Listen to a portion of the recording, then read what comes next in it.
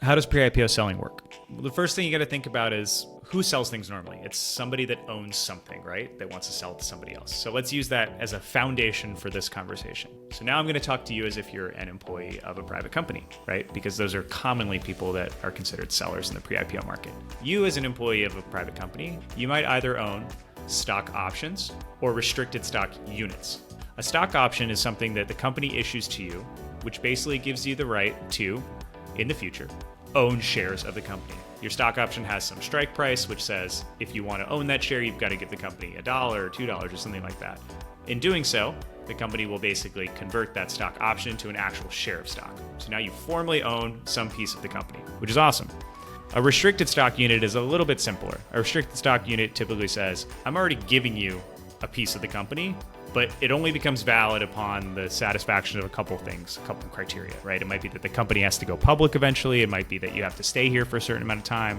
But for all intents and purposes, you don't have to pay to own that share anymore. So stock options you do, restricted stock units you don't. The next thing is like, what can you do with it? In most instances, amidst the big packet of legalese you got when you joined the company, there's probably some information within your option agreement that says what you can or can't do with your options or the shares that you get in exchange for the options if you exercise them. The important information in there as it relates to the secondary market is if you can actually sell those shares.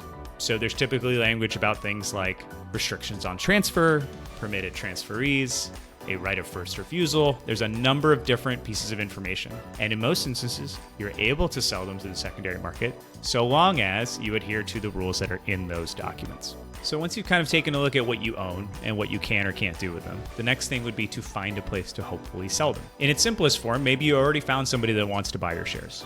Maybe it's a neighbor, or maybe it's somebody that you met at a party that wants to buy your shares. But in other instances, you're probably gonna have to find somebody that is interested in buying your shares at the same price that you're interested in selling them at. So that's where platforms like EquityZen and others can help out. So you would go to one of these platforms, you would provide information about what you own, and platforms can typically help review some of the documents that you were issued by the company to determine if you can or can't sell. And assuming you can, these platforms will help you to list kind of your shares or your equity for sale to find a buyer or multiple buyers on their platform. Sometimes this can take a matter of days to find a buyer. Sometimes it could take weeks. Sometimes they might not have anybody at all. What you end up having to pay for is if your transaction actually gets closed and gets done. So kind of consider it kind of similar to a house, right? You hire a real estate agent.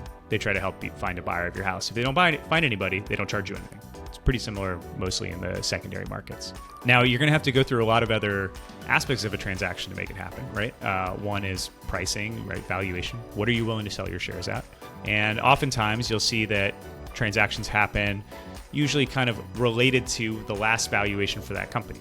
And typically we'll see transactions happen relative to that price. Sometimes it's at a premium, sometimes it's at the same price, sometimes it's at a discount. The transaction process can be different for each company too. So it's important to kind of talk with a platform that understands the process for each company on an individualized basis so that they can help you with liquidity. These are not like public stocks, right? These transactions do not happen instantaneously. You need to find a buyer for your shares. You need to submit that transaction to the company, right? So that they know about this transaction. And then there's a step involved with the company to approve the transaction or to waive a right of first refusal that they might have. And then there's another set of documents for you and the buyer to sign to agree that these shares are being transferred over under certain conditions. And then there's the closing period.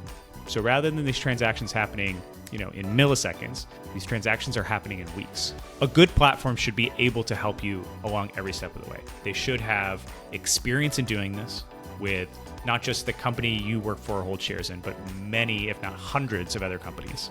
They should have experience in doing this for many years so that they know which regulations to be aware of.